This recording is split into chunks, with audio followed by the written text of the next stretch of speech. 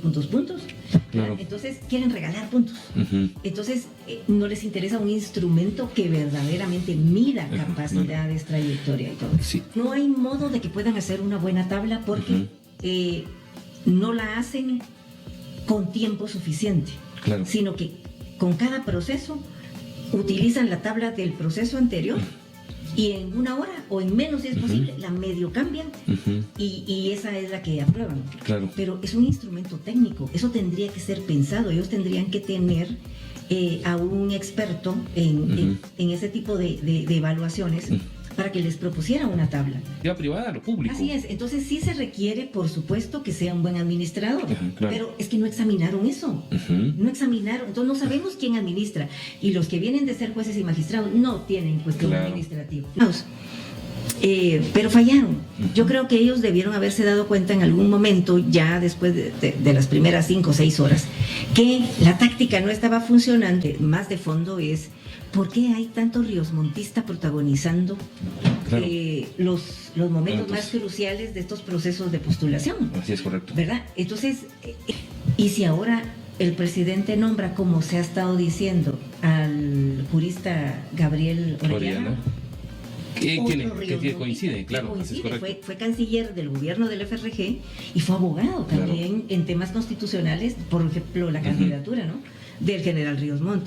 Y sin embargo, él es una persona que se le considera honorable, se le considera respetable. Yo diría que, primero, yo no considero que el modelo esté agotado, sino que el modelo se corrompió, que es diferente. Claro. El modelo no tuvo mucho chance de operar porque ya desde antes de que existiera la ley de comisiones de postulación, ya existían las comisiones y ya había operadores como el rey del tenis en el marco de un proceso técnico y no politiquero. Eso tiene que ser fundamental, ¿verdad? Para que se haga. Si no se hace eso, vamos a seguir en lo mismo. Y entonces todos los personajes que intervienen en las elecciones de segundo grado van a seguir felices de la vida, repartiéndose cuotas, 10 magistrados para ti, 10 magistrados para mí, mi fiscal. O sea, no. En el 2021 el Ministerio Público se ocupaba de la persecución penal, de la investigación de hechos, pero nunca utilizó su poder de persecución penal como un arma política. Fue la ocasión en la que pudo usar. Entonces, en el 2021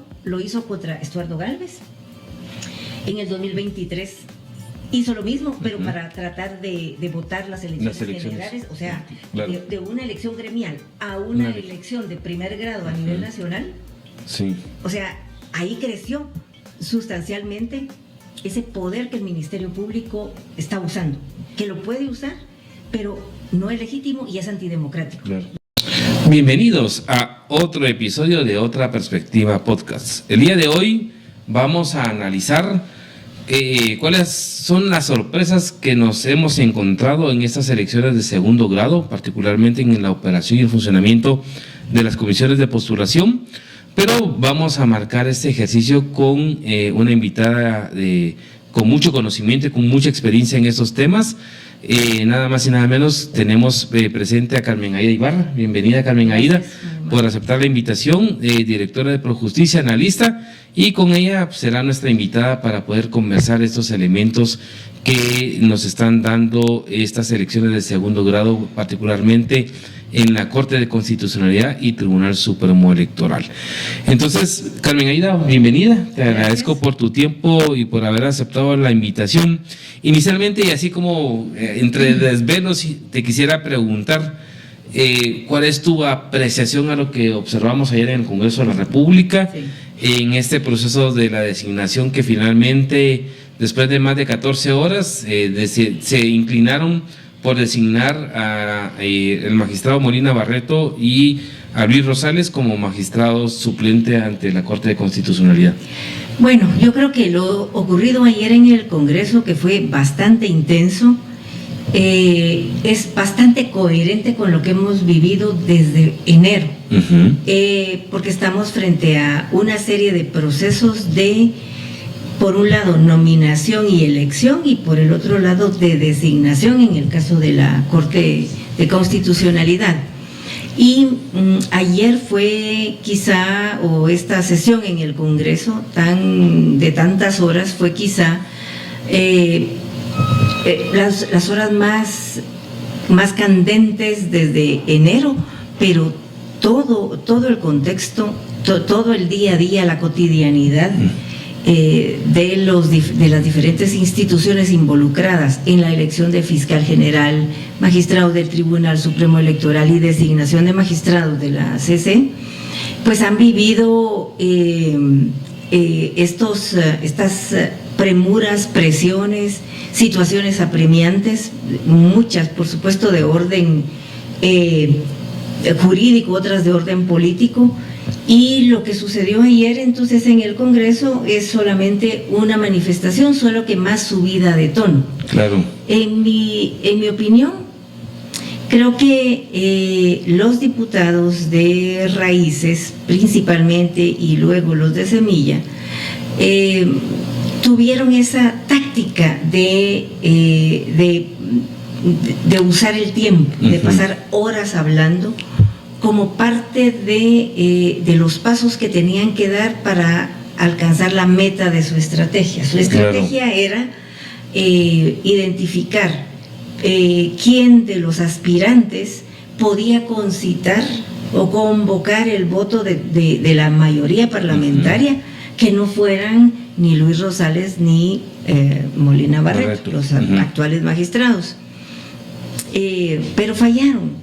Yo creo que ellos debieron haberse dado cuenta en algún momento, ya después de las primeras 5 o 6 horas, que la táctica no estaba funcionando, que no iba a contribuir en nada a la estrategia y que la meta de encontrar magistrados elegibles o aspirantes elegibles del gusto de todos no iba a funcionar. Entonces, así es como yo veo lo de ayer. Lo que sí con lo ocurrido ayer con estas votaciones, a mí me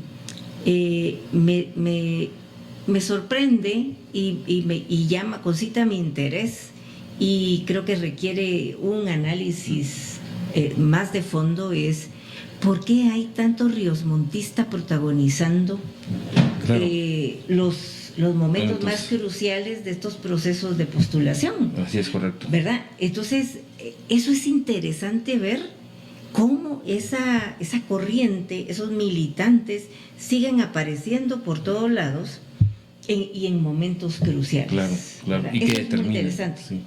Sí, y en esa dinámica te preguntaría también qué valoración le das tú a la intervención de la Corte de Constitucionalidad, que de una u otra manera también ha sido muy recurrente y muy permanente en esta legislatura, en los 2 años que llevamos de esta legislatura, en reglamentar, inclusive en marcar las reglas al Pleno del Congreso, más allá de su ley, más allá de su organización, y en también como agotamiento en cuanto al rol de la Corte de Constitucionalidad, porque al igual también tenían un conflicto de interés en la lógica de la promoción de 2 de los que ya estaban en funciones como magistrados y que hoy vuelven a ser reelectos para un nuevo periodo en esta Corte. Bueno, lo que pasa es de que con el paso de los años y de las décadas, diría yo, desde que la Corte de Constitucionalidad fue creada y empezó a funcionar, ha ido adquiriendo poder, y a los magistrados les ha gustado ejercitar ese poder que en realidad no lo provee la Constitución, aunque sí es muy relevante el rol que la Constitución le asigna a la Corte de Constitucionalidad, claro, por supuesto, pero llegar hasta reglamentar cuándo deben hacerlo, claro, o sea, claro. Eso es ya demasiado, eso es un exceso. Y eso solo puede responder a que los magistrados se sienten de verdad parte de una corte celestial y se sienten todopoderosos, porque se les ha permitido que rompan todos los límites que tenía la Corte de Constitucionalidad. Claro. Porque yo recuerdo que en la década todavía de los 80s, al final de los 80s, durante el gobierno de Vinicio Cerezo, hubo un pleito entre la Corte Suprema de Justicia y la Corte de Constitucionalidad. Se le llamó la Guerra de los Mundos. Sí, correcto. Porque ¿verdad? Estaba Mundo Vázquez Martínez en la Corte Suprema y el Mundo Quiñones en la Corte de Constitucionalidad. En la Corte de Constitucionalidad. Pero esto es que la Corte no se dejaba, y la Corte nunca, la CC, o sea, nunca llegó a ordenar hasta detalles de cómo hacer las cosas, hasta las tareitas, claro, ni al Congreso ni a la Corte Suprema, pero eran Corte Suprema que se hacían respetar, Congreso que se hacía respetar. Ahora los mismos del Congreso se hablan con los de la Corte y dicen, ordename tal cosa, porque así es como hacen sus alianzas, y entonces han crecido en poder unos y otros. Creo que la Corte de Constitucionalidad no tenía ninguna razón de emitir esa resolución, no cabía dar un amparo, porque el diputado Carlos López Girón, un operador de la elección de magistrados y de fiscales y de todos los funcionarios, de ejercitar cuotas de poder que no le corresponden, ¿verdad? Él se quejaba de que había una amenaza de que el Congreso no eligiera. Y no sesionara, que era el... Y que no sesionara. Pero hace falta más de una semana para que se venza el plazo de designación. Claro, así es correcto. ¿Verdad? Y falta, qué sé yo, mes y pico para que tomen posesión los nuevos magistrados. Pero la fecha clave para designar es el 14 de marzo, o sea, dentro de 9 días. Claro, ¿verdad? Así estaríamos dentro de 9 días. Entonces, la única explicación es que con el paso de los años, la Corte de Constitucionalidad, sus magistrados empezaron a saborear el poder y empezaron a ejercitarlo y han caído en un abuso de esto, porque han legislado incluso. Así es, correcto. Y en esa dinámica también, ¿cómo valoras la intervención del Ministerio Público, que también intentó? Bueno, ayer vimos muchos factores, ¿verdad?, que jugaron alrededor uno y otro bando, pero uno fue también el querer también nuevamente aparecer en escena el Ministerio Público, así como apareció en la elección del Colegio de Abogados y Notarios. ¿Qué valoración le das tú a ese intento que hizo el Ministerio Público? Pasa lo mismo que con la CC, porque el Ministerio Público tenía otro tipo de comportamiento, los fiscales han tenido otro tipo de conducta a lo largo de los años. Veamos qué podemos decir. Desde que el Ministerio Público tiene personalidad propia, ¿no? Desde que se separó de la PGN en el año 94. 94, correcto. Desde entonces, por lo menos hasta el 2021, el Ministerio Público se ocupaba de la persecución penal, de la investigación de hechos, pero nunca utilizó su poder de persecución penal como un arma política. Correcto. ¿Cuándo fue la primera vez que la usaron? Cuando Consuelo Porras mandó a pedir órdenes de captura contra Estuardo Gálvez por casos de supuesta corrupción en la universidad, problema con la ejecución de algunas obras, pero lo hizo el día que el doctor Gálvez estaba postulándose para magistrado titular de la CC por el Congreso. Entonces, por el colegio, era la elección del colegio. Perdón, por el Colegio de Abogados, y estaban en plenas votaciones. Claro. Entonces, aún así, estando ya en la cárcel, él ganó. Sí, correcto. Ya perseguido penalmente, ganó su pase a la segunda vuelta, pero ya no pudo llegar a la segunda vuelta porque obviamente desde la cárcel ya no podía decir voten por mí, ¿verdad? Claro, entonces, así es. Esa fue la primera ocasión en la que el Ministerio Público se convirtió en un arma, o convirtió su poder de persecución en un arma para exterminar a un enemigo. Claro. Ahí había mucho de cosa personal, porque más allá de que querían favorecer a Néstor Vázquez, que finalmente salió electo por el colegio, había un pleito personal, o hay todavía un pleito personal entre Consuelo Porras y Estuardo Gálvez. No sé cuáles son los orígenes, pero el hecho más reciente fue que todos los miembros de la Comisión de Postulación de Fiscal General en el 2018 que respondían a la plataforma de Estuardo Gálvez no votaron por Consuelo Porras. No le dieron su voto para que ella pasara a la nómina de candidatos, de manera que ella guardó eso ahí, y en el 2021 fue la ocasión en la que en la que pudo usarlo. Entonces, en el 2021 lo hizo contra Estuardo Gálvez. En el 2023 hizo lo mismo, pero para tratar de votar las elecciones generales, o sea, claro, de una elección gremial a una elección de primer grado a nivel nacional. Sí. O sea, ahí creció sustancialmente ese poder que el Ministerio Público está usando, que lo puede usar, pero no es legítimo y es antidemocrático, claro, ¿verdad? Y entonces ahora también fue a hacer su presencia en los alrededores del Congreso, diciendo, aquí estoy, ¿verdad? Por si se les ofrece ir a la cárcel, claro, ¿verdad? Claro. Ahí, o si no, pues si saben por quién tienen que votar, aquí estoy yo para recordarles por quién. Así y en ese escenario, Carmen Aída, ¿qué rol le correspondería al presidente de la República en cuanto a que él es el último que le toca ahorita que designar a su magistrado titular y suplente? ¿Qué perfil debería de estar identificando el presidente de cara a esta conformación que se está montando para la nueva Corte? El presidente Bernardo Arévalo se pronunció luego de que el Congreso de la República de Guatemala reeligiera a Roberto Molina Barreto como magistrado titular y designara a Luis Alfonso Rosales Marroquín como magistrado suplente ante la Corte de Constitucionalidad. A través de su cuenta en X, Arévalo afirmó que con la elección de magistrados por parte del Congreso de la República de Guatemala, dejó en evidencia que la batalla por recuperar las instituciones de justicia continúa. El mandatario agregó que hay quienes se suman a ese esfuerzo, luchando hasta el último momento por responder al clamor del pueblo, mientras que otros eligen darle la espalda. La elección se concretó durante la madrugada de este viernes, tras una extensa sesión plenaria que se prolongó por más de 12 horas y que estuvo marcada por tensiones entre bancadas, interrupciones en el Pleno y confrontaciones entre diputados. Con esta votación, el Congreso completó su designación ante la Corte de Constitucionalidad para el periodo 2026-2031. Hasta ahora ya realizaron sus nombramientos el Colegio de Abogados y Notarios de Guatemala, la Universidad de San Carlos de Guatemala, la Corte Suprema de Justicia de Guatemala y el propio Congreso.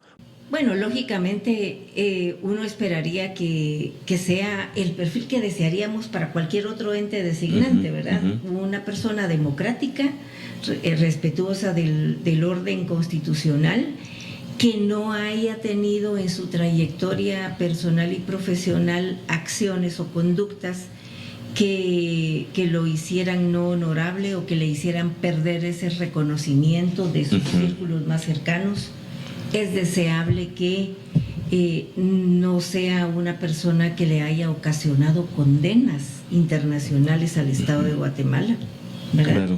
En el organismo judicial hay muchos jueces que son responsables de las condenas que ha tenido el Estado de Guatemala en la Corte Interamericana de Derechos Humanos, porque han retrasado maliciosamente los procesos, han incurrido en una serie de conductas que promueven la impunidad en los casos y luego el sistema interamericano condena al Estado. Ese es otro perfil. Obviamente lo deseable sería que no tuviese vinculaciones partidarias para que pudiera ofrecer una perspectiva de neutralidad, de objetividad, de imparcialidad en asuntos de orden meramente político o político partidario, y necesita ahora el presidente escoger a alguien que responda a todos esos, a todos esos ideales, para que pueda hacer frente a personas que ya conocemos, que no son democráticas, como es el caso de Dina Ochoa y Claudia Paniagua, designadas por la Corte Suprema de Justicia, y los magistrados Molina Barreto y Rosales, designados por el Congreso de la República, porque creo que necesita que se entiendan con la magistrada electa Astrid Lemos y el abogado Bermejo, que fueron electos por el colegio. Por lo menos ellos dos. Luego tenemos a dos del Consejo Superior Universitario que si se mantienen, porque están cuestionados, ¿no? Si se mantienen, podrían ellos estar como en un término medio, ¿verdad? La balanza, el tema de la balanza. Que pueden irse para acá, que pueden irse para acá. Obviamente la magistrada electa por el Consejo Superior Universitario, Julia Marisol Rivera, tiene una trayectoria respetable, porque viene también, o sea, de la Asociación de Jueces por la Integridad. Claro. Entonces, ella tiene una trayectoria que ha sido reconocida como buena, pero ahora está en entredicho su elección por dos factores. El primero, por la ilegitimidad del Consejo Superior Universitario, porque no permitieron que participaran los consejeros de oposición y no permitieron adelantar cumplir con hacer las elecciones de nuevos miembros del Consejo para que todos estuvieran totalmente legitimados para estar ahí. Y el otro factor es que ahora hay una acusación contra ella, ya es una denuncia penal, por lo menos a un amparo le dieron trámite, la denuncia penal no sé qué fin ha tenido, pero ya está en el Ministerio Público, en donde la señalan a ella de haber presentado documentos falsos. Claro.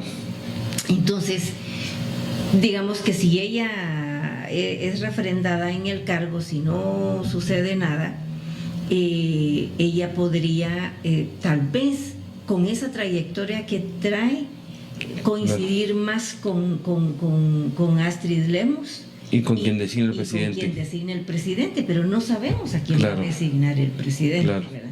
Porque yo decía al principio que hemos visto a muchos riosmontistas en la palestra, ¿no? Luis Rosales y Molina Barreto están íntimamente ligados a la corriente riosmontista. Molina Barreto fue candidato vicepresidencial de Suri, el otro ha sido todo el tiempo diputado de esa corriente a través de diferentes partidos, es consejero muy cercano de Suri Ríos y también fue abogado del general Ríos Montt. Y si ahora el presidente nombra, como se ha estado diciendo, al jurista Gabriel Orellana, que coincide, claro, así es correcto. Fue canciller del gobierno del FRG y fue abogado también en temas constitucionales, por ejemplo, la candidatura, ¿no?, del general Ríos Montt. Y sin embargo, él es una persona que se le considera honorable, se le considera respetable, pero ahora habría muchos riosmontistas ahí, pues, ¿verdad? No sé qué va a hacer el presidente. Claro que Gabriel Orellana ha estado bastante alejado de estos rumbos, por lo menos no se le ha visto cercano a ellos en los últimos tiempos, pero de todas maneras está eso en su trayectoria, ¿no? Claro. Y entonces el presidente es muy afortunado, porque el presidente tiene 76, ¿no? 77 expedientes. Aspirantes. Y muchos de ellos son de lujo, son excelentes. O sea que él puede escoger. Él seguramente va a poner en la balanza esta situación de la trayectoria y cómo se van a juntar allá. Tiene a otros que son más populares, pero que no necesariamente tienen ese reconocimiento que sí tiene Gabriel Orellana. Me refiero, por ejemplo, al juez Gálvez, que él es muy popular, la gente lo aprecia, ¿verdad? Si se hiciera una consulta popular, pues el sistema de elecciones de jueces gana. Gálvez saldría ganando, pero hay otras, está Anabela Morfín, está Jari Méndez también, exdecana, Anabela Morfín, y ahora se me van, son tantos que ya me bailan los nombres, pero él es muy afortunado porque tiene ahí gente de lujo para escoger.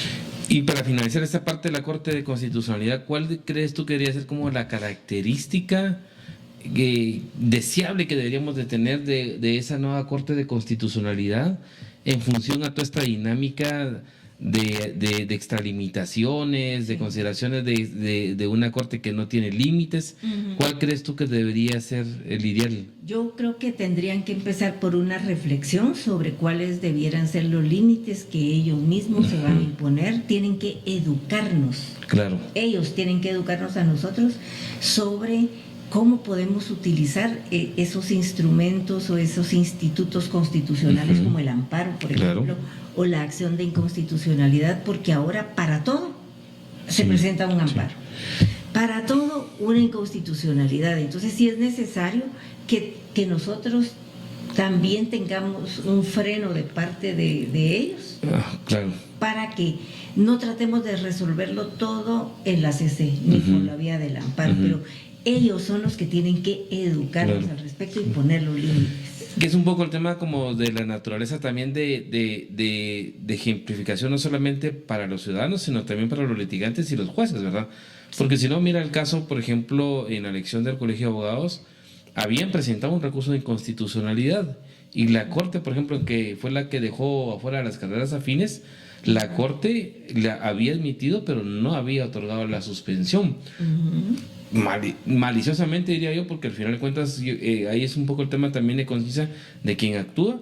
Los interponentes decidieron, bueno, no me corrió la inconstitucionalidad, acudo al amparo. Sí. Y mira la problemática que generó sí. en el tema de la elección. Entonces yo creo que también es un componente proactivo, que es lo que también a veces he demandado que debería tener la Corte, porque también tiene que dar ese ejemplo y tiene que dar ese punto de referencia para que efectivamente haya mejores niveles de certeza en la gobernabilidad jurídica del país. Sí, me parece que tiene que reflexionar sobre todo esto, y primero tienen que empezar ellos por autolimitarse, luego educarnos y luego que en su empeño por ser parte de las negociaciones políticas no caigan en la tentación de comportarse como magistrados de una corte celestial, ¿verdad? Claro. Entonces sí es muy necesario que pongan los frenos, porque a veces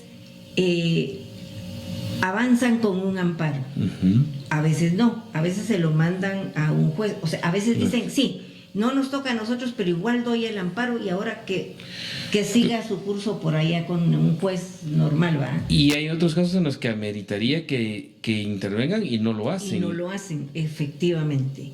Entonces, digamos, pero todas las cortes han sido así. Y yo recuerdo que del 2009 para acá fue cuando fue creciendo y creciendo y creciendo ese poder de la Corte, porque en el 2009 cobró vigor la ley de comisiones de postulación. Claro. En el 2010, ahí empezaron a presentarse amparos, y esos amparos que se presentaron fueron necesarios, ¿verdad? Pero en el 2010 resulta que a la CICIG de Carlos Castresana y a otros personajes no les gustaba la elección que había hecho el presidente Álvaro Colón, correcto. Al nombrar a Conrado Reyes, fiscal general. Claro. Entonces, interpusieron un amparo contra la nómina, o sea, antes de que el presidente eligiera, ¿verdad? Porque lo que querían era incluir a Gloria Porras en esa lista. En ese momento Gloria Porras era muy apreciada por amplios sectores, estaba cercana al gobierno porque los había estado gestionando desde el MP, ella era la secretaria general, el caso Rosenberg. Y entonces fue necesario, ellos querían tenerla de fiscal. Cuando yo digo, eran el presidente y la primera dama, doña Sandra, pero sobre todo ella. Entonces, y la CICIG también la preferían, pero ella no fue seleccionada, no fue nominada. Entonces obligaron a la comisión, bajo el argumento de que no se habían pronunciado sobre la reconocida honorabilidad, y obligaron a regresar a ese momento, cuando todavía no existía nómina. Entonces los comisionados votaron de nuevo, hicieron lo que la Corte decía, cumplieron, y Gloria Porras tampoco la incorporaron, porque no cumplían. Es que ellos ya sabían, o sea, esto lo dijeron ellos, no de viva voz en la sesión, pero en pasillo sí. Ellos sabían que Sandra Torres quería a Gloria Porras nominada para que el presidente la nombrara, y dijeron, no le vamos a dar su gusto. Y lo mismo que va a suceder ahora. ¿Quiere el presidente a Julio Saavedra? ¿Quiere el presidente a Maco Villera? No. O sea, por eso ya empezaron, no todos, pero sí hay por lo menos unos 7 votos que sí están dispuestos a que el presidente no tenga lo que quiera. Entonces, Y mandó la Corte a hacer una tercera lista y tampoco apareció Gloria Porras. Entonces el presidente ya dijo ya, ¿verdad? Claro. Y nombró a Conrado Reyes.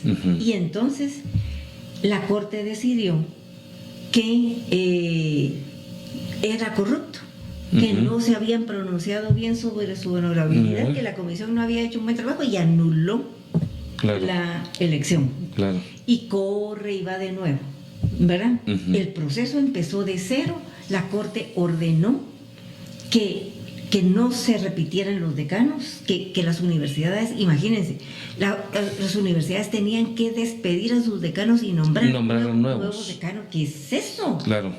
O sea, sí. ¿Y qué se hacía con los representantes del colegio? Si esos están para 2 años, así es correcto. Lo borramos así y es ya. Correcto. Bueno, pero la Corte lo ordenó, ahí empezó el abuso. Y ese antecedente, de una u otra manera, es probable que lo quieran repetir en este proceso. Lo quieren repetir en este proceso. Claro. Ya se están preparando. De hecho, la Corte ya tiene varios, es que la Corte de Constitucionalidad en este momento ya tiene varios amparos contra el Consejo Superior Universitario. Así es correcto. Contra la Comisión de Postulación del TSE, contra la Comisión del MP, contra la elección de Astrid y contra la elección de, ya la mencioné, del Consejo Superior Universitario. Bueno, y también contra el presidente para que no nombre fiscal general. Y que ahora no sé qué va a pasar con el presidente. De repente tratan de no permitirle que él elija. Pero el asunto es entonces que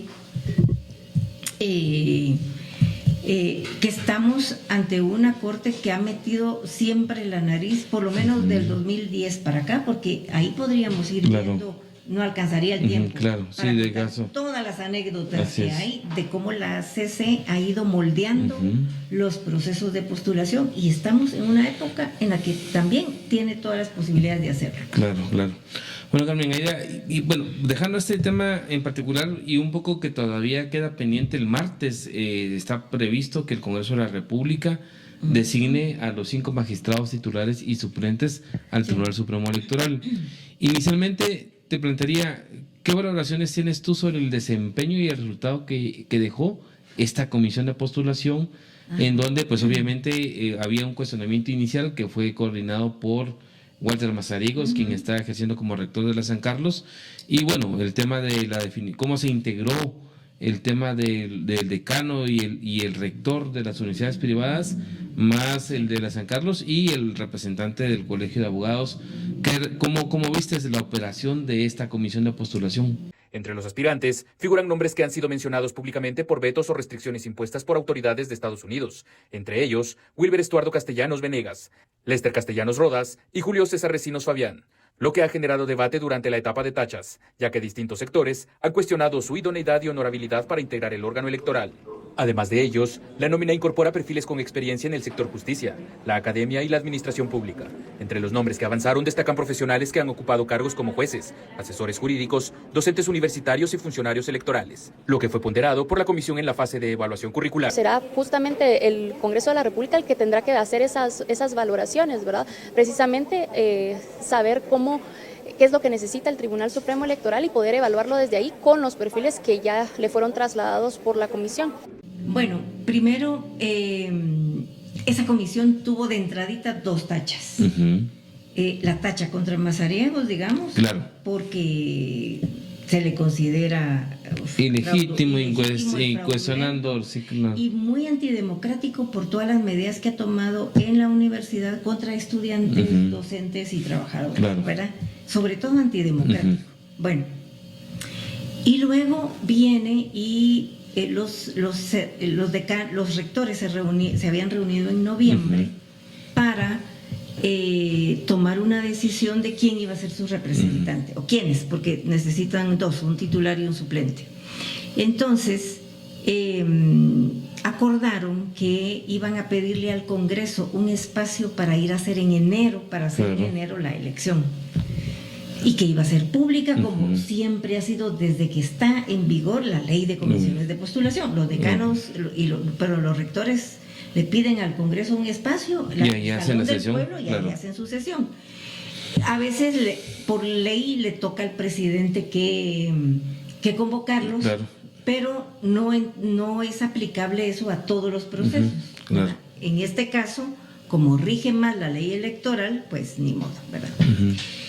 Así que los rectores habían hablado de impulsar a, por ejemplo, Roberto Moreno de la Universidad del Valle, que siempre ha estado en esa comisión, Claro.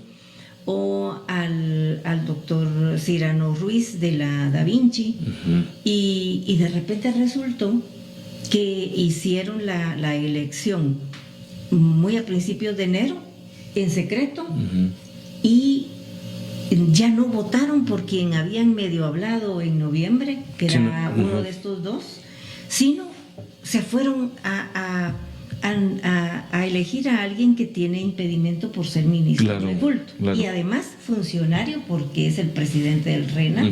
Bueno, algunos lo consideran funcionario público y le caería también ese impedimento. Yo, la verdad, no estoy segura si es o no si tiene o no calidad de funcionario público, porque pues cobra, Sí. ¿verdad? Ejerce Sí, claro. funciones públicas como presidente del RENAP, ¿verdad? Bueno, el asunto es que ellos hacen esa jugada y la hicieron para entregarle la representación a alguien totalmente antidemocrático y también riosmontista, ¿verdad? Vuelve este Sí, factor. porque él es de la Iglesia Verbo, que fundó Ríos Montt, Claro. el colegio, la Claro. universidad, todo Claro. es Verbo, entonces la Iglesia Claro. Verbo. O sea que ahí entonces ya encontramos 3, 4 piezas de él, de esa corriente, ¿no? Claro.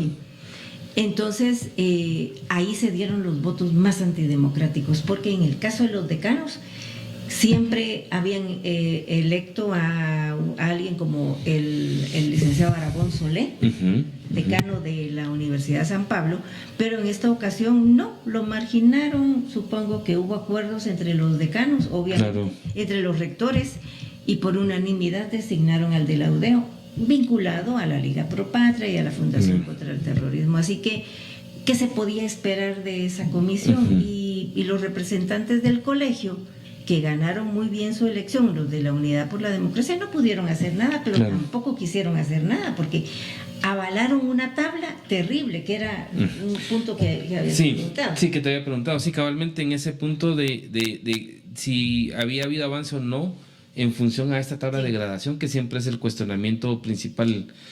Sí, no hay modo de que puedan hacer una buena tabla, porque no la hacen con tiempo suficiente, Claro. sino que con cada proceso utilizan la tabla del proceso anterior y en una hora o en menos, si es posible, la medio cambian y esa es la que aprueban. Claro. Pero es un instrumento técnico, eso tendría que ser pensado, ellos tendrían que tener a un experto en ese tipo de evaluaciones para que les propusiera una tabla.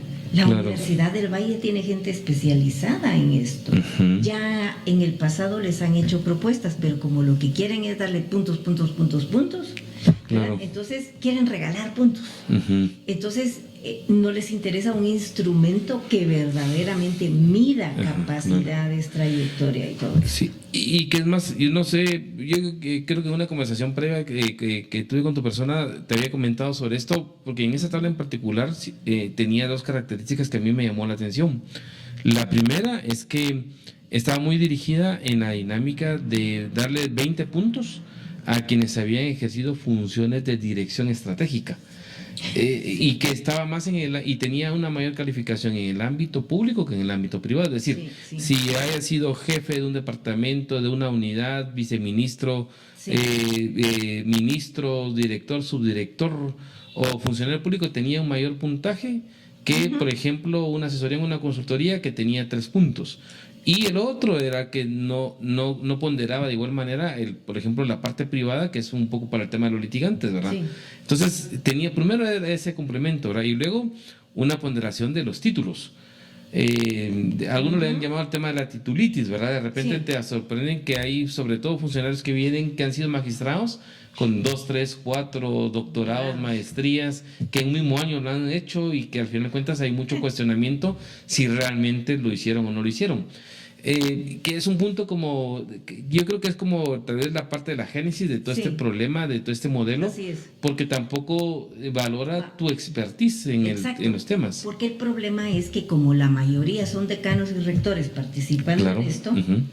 ellos le imprimen su enfoque y para ellos lo académico es importante y le dan más puntos. Pero también hay negocio por detrás, pues, Claro. porque ellos necesitan tener estudiantes de maestrías, doctorados y tantas cosas que vienen después de la licenciatura. Entonces, al exigir que haya más allá de títulos, más allá de la licenciatura, lo que hacen es conseguir clientes, estudiantes que pagan la matrícula, que pagan la carrera y pagan todo lo que haya que pagar con facilidades y todo. Así que en algunos casos hay un problema ahí de negocio y por el otro lado, vuelvo a que no es algo apreciable técnicamente hablando porque lo hacen a la carrera en un ratito. Porque el hecho de que sean decanos no quiere decir que sean expertos en diseñar y aplicar instrumentos de evaluación, Claro. ¿verdad? Entonces, ese es un problema y dan no a la experticia, no a la experiencia, Claro. sino que dan a los años. Entonces, el mismo problema que se ve en la comisión de postulación del TSE, lo vemos en lo de fiscal general, solo que la tabla del MP, de la comisión del MP, todavía sí está un poquito mejor, pero Sí, igual claro. regalan Sí. puntos por año. Sí. Y cuando fueron criticados por eso, o sea, se pusieron nerviosos o a saber Claro. qué y llegaron, ay, no, hay que cambiar la tabla, Sí. cuando ya no la debían cambiar, Sí. porque ya tenían ahí enfrente 59 aspirantes. Claro. Sí, y es que, digamos, sí tenía un enfoque más equilibrado, pero tuvo un punto de falla, Sí. que no te determinaba un punto de partida en cuanto a la calificación del ejercicio profesional, así es. que es el punto que se tuvo que modificar, pero yo creo Sí. que en el detalle de la rapidez que tú señalas no lo vieron. Y si lo hubieran visto en el inicio, creo que hubiera marcado un poco de mejor equilibrio a lo que hay. Sí. Pero voy a una pregunta, Carmen Aida.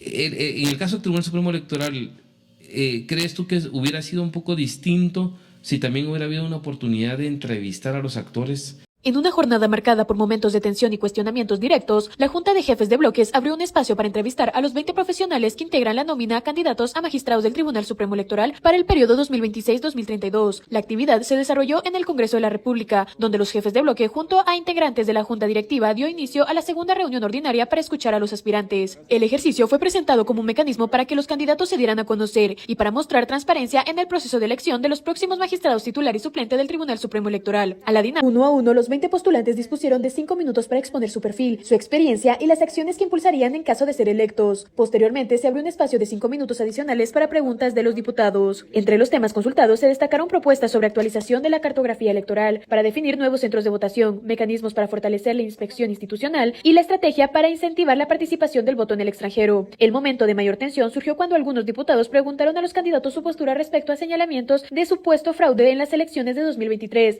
Y de pasarles, digamos, como alguna prueba genérica en materia electoral, o tendríamos el mismo resultado de lo que hoy tenemos con esta nómina. Yo creo que sí, porque ellos iban para postular a los peores, dejemos el cuestionamiento o las tachas que se presentaron, sino a los más, digamos, a los más infames de la loma, ¿verdad? Claro. Porque en realidad solo, o sea, uno veía 181 aspirantes. Es el número de aspirantes más abundante que ha habido en el TSE. Claro. Que no ha habido tantos. O sea, cuando hablamos de que se presentaron en tu conjunto más de 1,000 aspirantes, es en el caso de las Cortes. Claro, sí, es correcto. Porque se postulan como 800 para la Corte Suprema y 1,200 para las Cortes de Apelaciones, claro. De apelaciones, estamos hablando de que entre una comisión y la otra hay como 1,800 por ahí. Sí, correcto. Entonces, ahí sí, no, o sea, nadie puede ir a pedir que entrevisten a nadie, porque ¿a qué horas van a entrevistar a 800? Claro, así es correcto. O a 1800. O Claro. sea, no, ¿verdad? No se puede.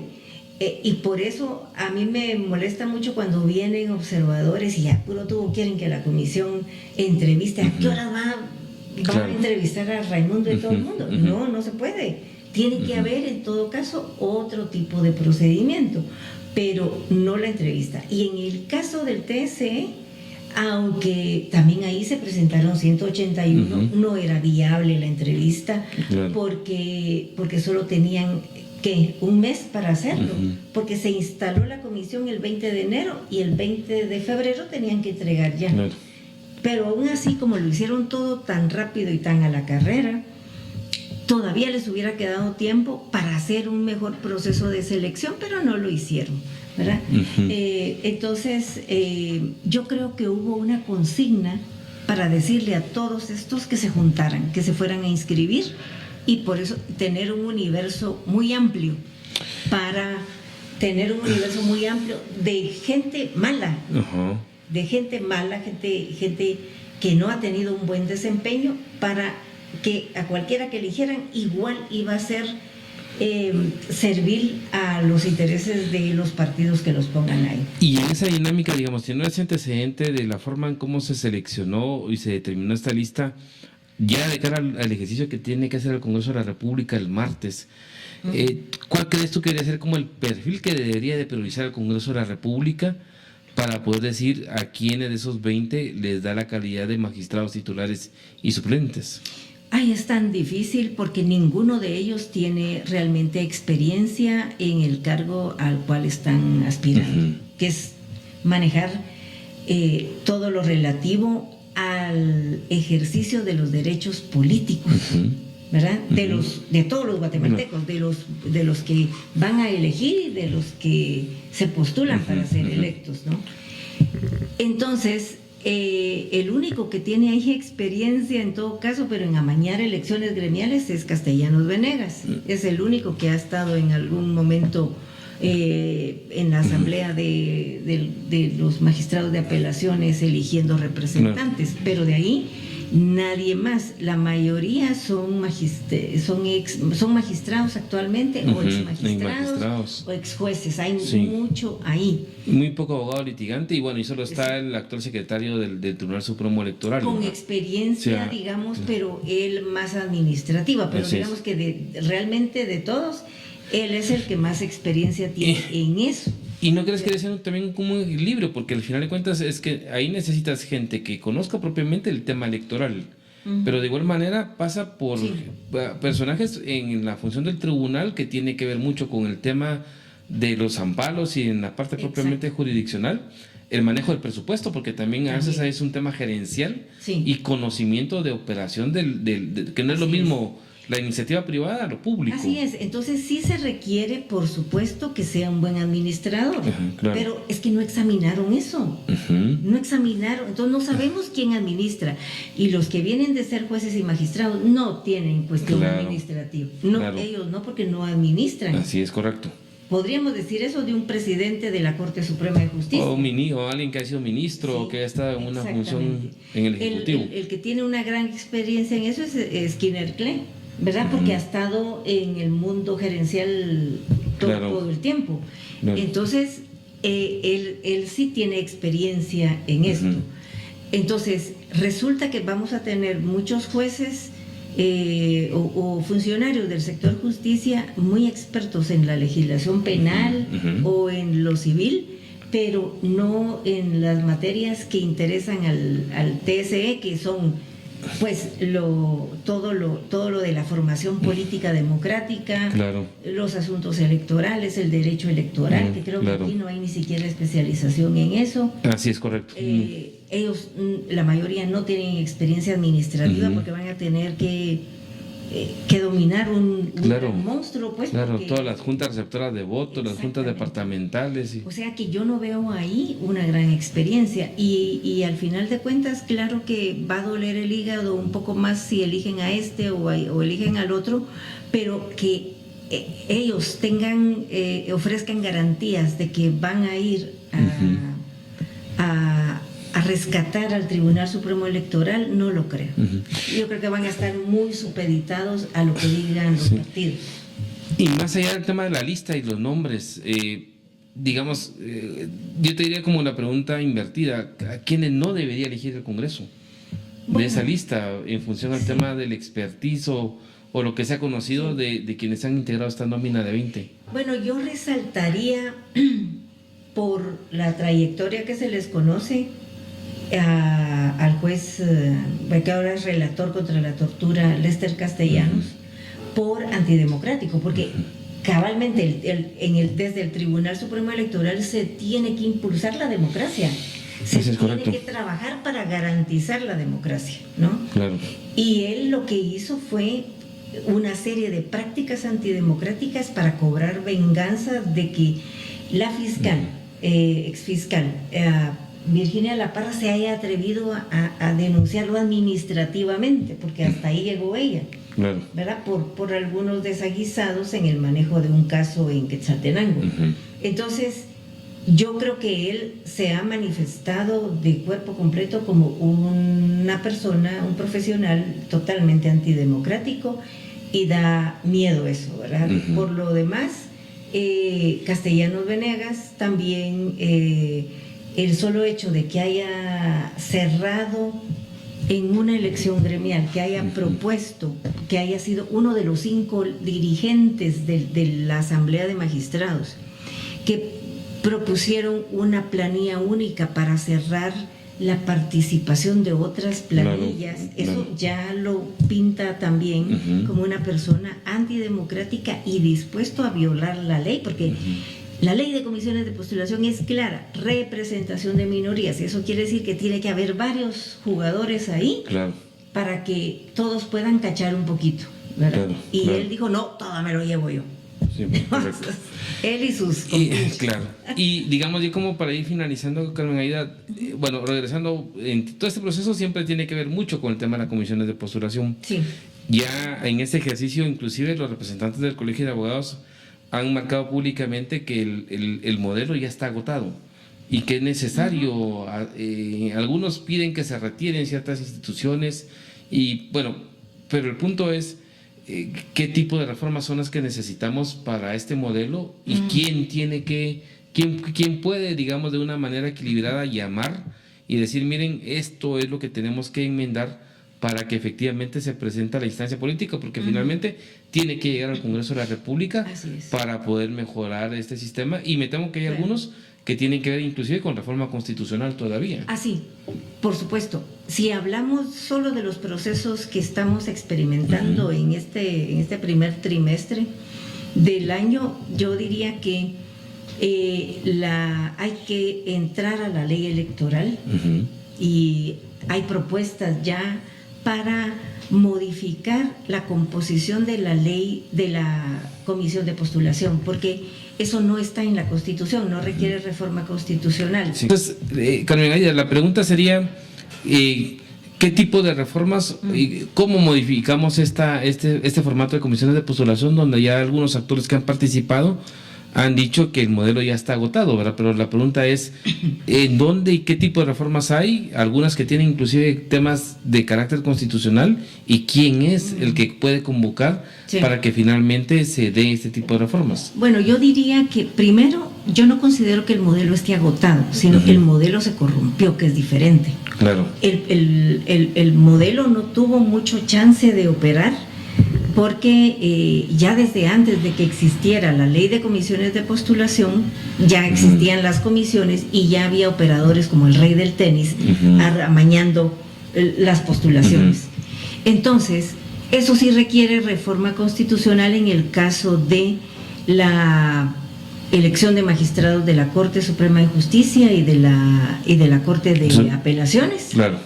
Se requeriría una reforma constitucional para eso, y hacer que se respete la ley de la carrera judicial, el concepto que también es constitucional, ¿verdad?, de la carrera judicial.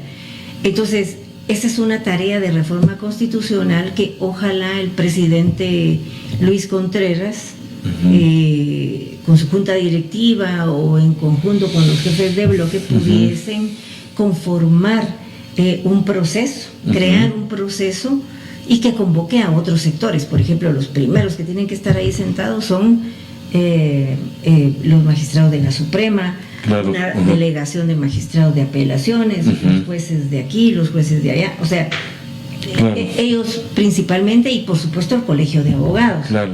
Y las diferentes asociaciones que hay, porque hay, aparte del colegio de abogados, hay asociación de jueces y Claro, magistrados, claro. y el instituto de magistrados, y hay otras asociaciones, hay mujeres juezas, hay, jueces por la integridad, etcétera. Entonces, esa sería como un primer momento con la participación de estos actores para ver específicamente organismo judicial, Claro. ¿verdad? Eso es fundamental. Pero yo estoy cansada de oír que dicen que el modelo está agotado, y no, lo que pasa es de que vinieron algunas personas y cooptaron ese procedimiento, ese método. Vinieron y otros lo corrompieron. Entonces ellos son felices porque aquí entonces el poder lo tienen los decanos, lo tienen los rectores, los representantes del colegio de abogados, y los diputados solamente tienen que esperar la lista. Por eso es que cuando los diputados dijeron, pero entonces ellos nos mandan lo que quieren, Claro, ajá. entonces ellos empezaron a intervenir de una vez desde la postulación. Entonces se volvió eso una casa de señoras de la mala conducta. Y ahora resulta que todo eso está podrido. Entonces ya no se puede rescatar. Así que hay que ir a una reforma constitucional para el organismo judicial. Hay que ir también para eso con lo del Ministerio Público. Tendría claro. que entrar en eso. En el caso del Tribunal Supremo Electoral, tiene que ser la ley electoral la que se modifique. Claro. Y como es una elección estrictamente de segundo grado, que de una vez los diputados sean los que postulen y elijan. ¿Cómo se hace para elegir El procurador de los derechos humanos? Sí. Nosotros Sí. ya hicimos esa propuesta en el pasado. Todos estaban de acuerdo en impulsarla, pero luego hubo críticas a los diputados que estaban en eso y ya dejaron tirado todo. Pero sí es necesario, porque sí se puede hacer. Es una reforma. Claro. La ley electoral es una ley constitucional, por lo tanto tiene que ir a consulta a la CC para Claro. ver si no contraviene, y no va a contravenir. Entonces, esa es una tarea que ya la Comisión de Reformas Electorales tendría que trabajar ya, después, sobre todo con toda la experiencia que ya se ha vivido y con el desastre que hubo ahora, ¿verdad? Pero correcto. eso creo yo. Pero sí, una reforma constitucional para todo lo que es justicia, una reforma constitucional. Si quisiéramos todavía modificar algo más del TSE, por ejemplo, que es que ¿por qué solo los abogados pueden ser magistrados electorales? Claro. O sea, los politólogos, Claro, así es correcto. los Sí. administradores, Sí. los ingenieros. Claro.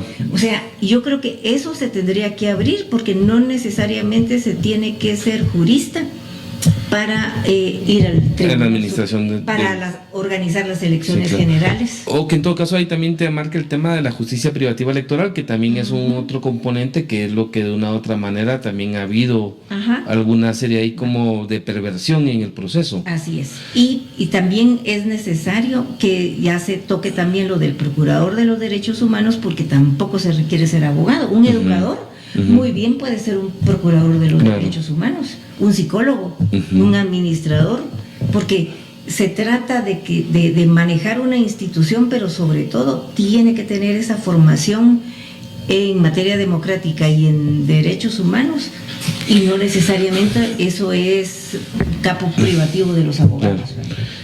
¿Y en qué sucedería si no logramos hacer este tipo de reformas, Carmen Aída? ¿Y en cuánto tiempo? Porque al final de cuentas también el proceso es que el tiempo pasa y bueno, el modelo también tiene una serie de complicaciones para los próximos 20, 30 años. Sí.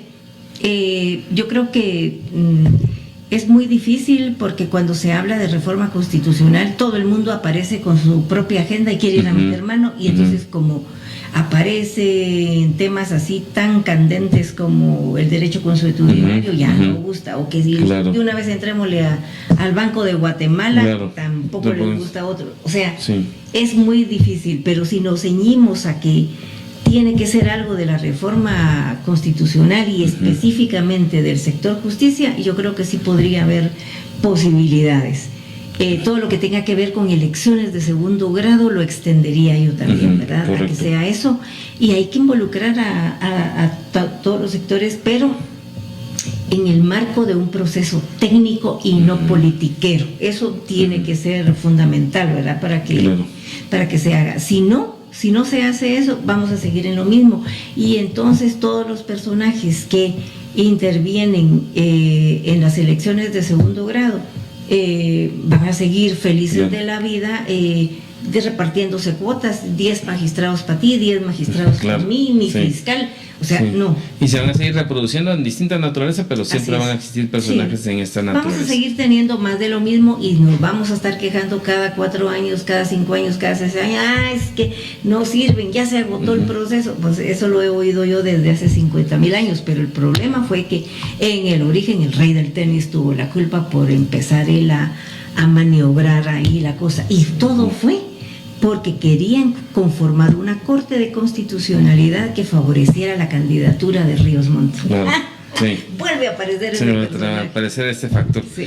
Bueno, Carmen, ahí te agradezco por tu tiempo y Muchas por tu gracias. análisis y esperamos pues poder conversar contigo en otros momentos sobre esos temas, ya habiendo finalizado todo este ejercicio que llega inclusive todavía a Fiscal General y al Contralor General. Pero para los que nos escuchan y nos ven, les agradecemos por su tiempo y los invitamos a que estén pendientes de otro episodio de Otra Perspectiva Podcast.